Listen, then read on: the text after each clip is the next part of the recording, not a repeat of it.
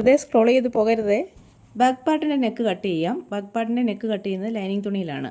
Stiff paper ഉപയോഗിക്കുന്നില്ല. Lining തുണിയിൽ neck mark ചെയ്തതിന് ശേഷം നല്ല തുണിയിൽ നമ്മൾ ഇത് അറ്റാച്ച് ചെയ്യുകയാണ് ചെയ്യുന്നത്. ഇതാ ഇവിടെ നമ്മൾ നെക്ക് മാർക്ക് ചെയ്തിട്ടുണ്ട്. 3 ഇഞ്ചാണ് നെക്ക് വിഡ്ത്ത് മാർക്ക് ചെയ്തിരിക്കുന്നത്. താഴേക്ക് 3 ഇഞ്ചാണ് ഡെപ്ത്ത്.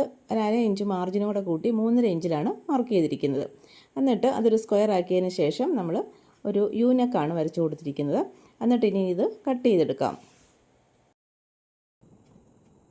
ഇനി ഇത് നല്ല തുണിയിൽ നമുക്ക് അറ്റാച്ച് ചെയ്തെടുക്കാം. ബാക്ക് പാർട്ടിൻ്റെ നല്ല തുണിയുടെ നല്ല വശത്തോട്ട് ലൈനിങ് തുണിയുടെ നല്ല വശം ചേർത്ത് വെച്ച് കൊടുക്കുക.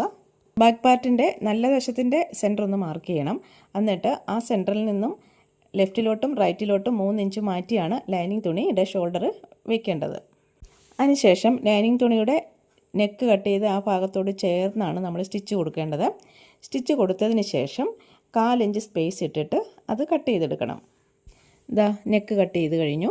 ഇനി കുറച്ച് കട്ടിങ്സ് ഈ നെക്കിന് കൊടുക്കാം. ഇനി ഇത് നമുക്ക് നല്ല വശത്തേക്ക് മറിച്ചിടാം.